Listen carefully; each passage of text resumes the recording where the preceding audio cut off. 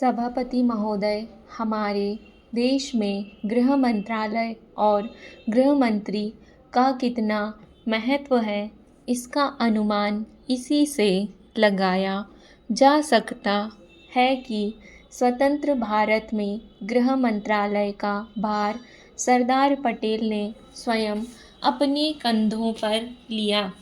सरदार पटेल का साहस, उनका उत्साह और उनकी बुद्धि तीनों ही हमारे गृह मंत्रालय के लिए आदर्श का काम कर सकती हैं।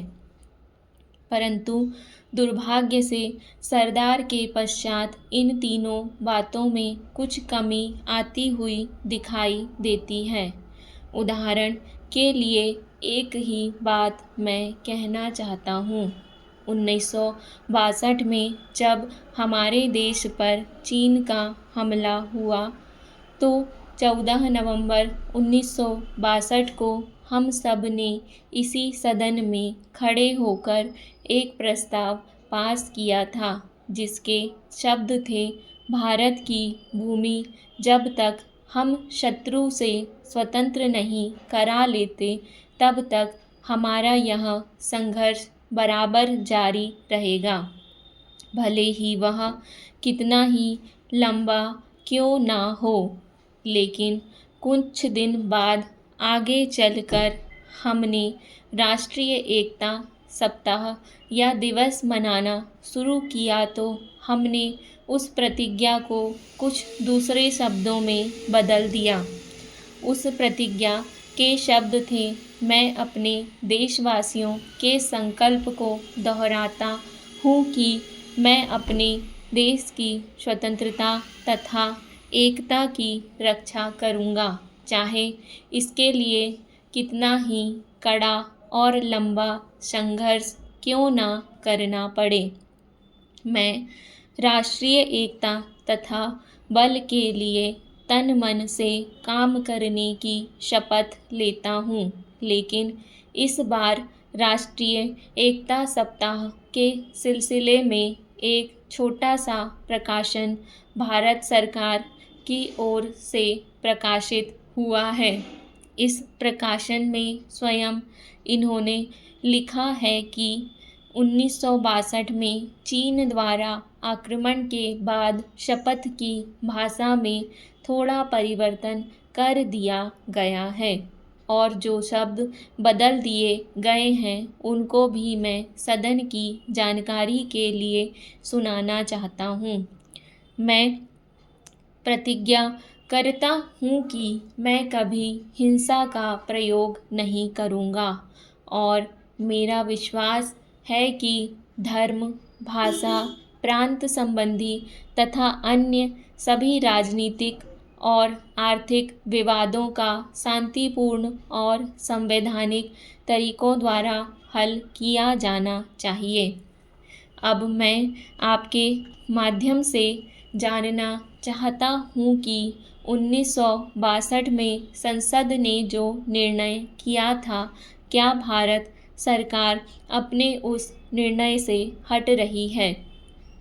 अगर सरकार अपने निर्णय से हट रही है तो यह जो सरकारी प्रकाशन आया है जिसके द्वारा 1962 की शपथ में परिवर्तन किया गया है, इसका आधार क्या है?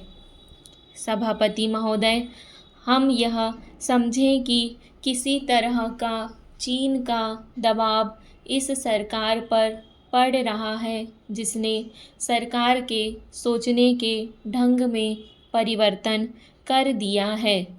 मैं गृह मंत्री से विशेष रूप से यह कहना चाहता हूँ कि सरदार पटेल जिस जगह पर बैठे थे, आज आप उसी जगह पर बैठे हुए हैं और राष्ट्र की आंतरिक सुरक्षा का भार आपके कंधों पर है। इस प्रकार के प्रकाशन सरकार की दुर्बलता के सूचक हैं।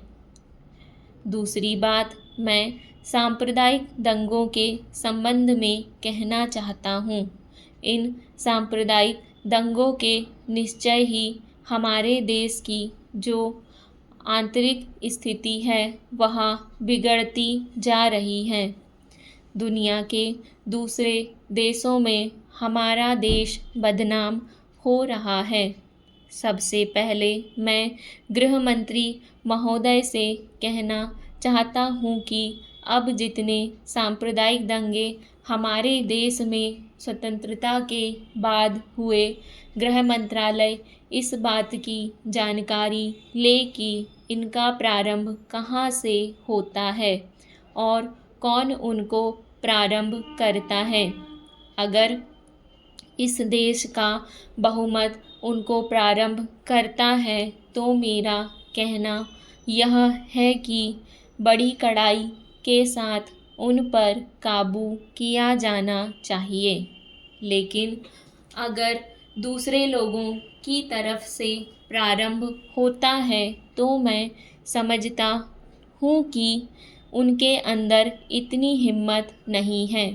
जब वे जानते हैं कि इसका परिणाम यह होगा कि हमको और हमारे दूसरे सहयोगियों को चोट लग सकती है, फिर भी वे इसका प्रारंभ करें तो मुझे ऐसा लगता है कि हमारे कोई तीसरी शक्ति अवश्य है जो आज भी 5 दशकों के पश्चात हमारे सामाजिक जीवन को दुखी बनाना चाहती है। उदाहरण के लिए मैं एक ही बात कहना चाहता हूँ। पहले गृह मंत्रालय जब अपनी वार्षिक रिपोर्ट प्रकाशित करता था तब उसमें बतलाया जाता था कि हमारे देश में दुनिया को किस किस देश के कितने नागरिक रह रहे हैं। लेकिन शायद अब जानबूझकर गृह मंत्रालय अपनी कमी को छिपाने के लिए इन आंकड़ों को देना बंद कर दिया है। लेकिन फिर भी प्रश्नों के उत्तर में कभी कभी कुछ इस प्रकार के आंकड़े सामने आ जाते हैं। अभी हाल में जब यहाँ पूछा गया कि हमारे देश में पाकिस्तान के कितने नागरिक ऐसे हैं जो पासपोर्ट लेकर रह रहे हैं, तब उत्तर में सरकार ने बतलाया कि इस समय पासपोर्ट के आधार पर भारत में रह रहे पाकिस्तानी नागरिकों की संख्या लगभग 217,000 है। अध्यक्ष महोदय, मैं आपकी आज्ञा से अपना बिल सदन के सामने विचार के लिए रखना चाहता हूँ। मैंने इस बिल में एक बात कही है कि जो विदेशी धन गलत तरीके से हमारे देश में आता है उसके ऊपर कोई कड़ी निगरानी होनी चाहिए। मैंने इस बिल में यह भी कहा है कि कोई भी पार्टी, कोई भी संस्था, कोई भी आदमी अगर विदेशों से धन लेता है तो उसकी सूचना तुरंत सरकार को दी जानी चाहिए। उस आदमी या उस संस्था के लिए यह भी अनिवार्य हो कि उस राशि का पूरी तरह से लेखा जोखा रखे और 1 वर्ष के बाद उस राशि का खर्च का पूरा लेखा जोखा सरकार के पास भेजे ताकि सरकार को मालूम हो सके कि कितना धन विदेशों से आया तथा वह किस प्रकार खर्च हुआ। इस सदन के इस संबंध में अनेक बार बहस हो चुकी है। स्वयं गृह मंत्री जी ने यहाँ कहा था कि वह इसके संबंध में एक बिल सदन में लाएंगे, लेकिन मुझे बड़े दुख के साथ कहना पड़ता है कि 2.5 वर्ष बीत जाने के बाद भी आज तक वह बिल सदन में नहीं आया।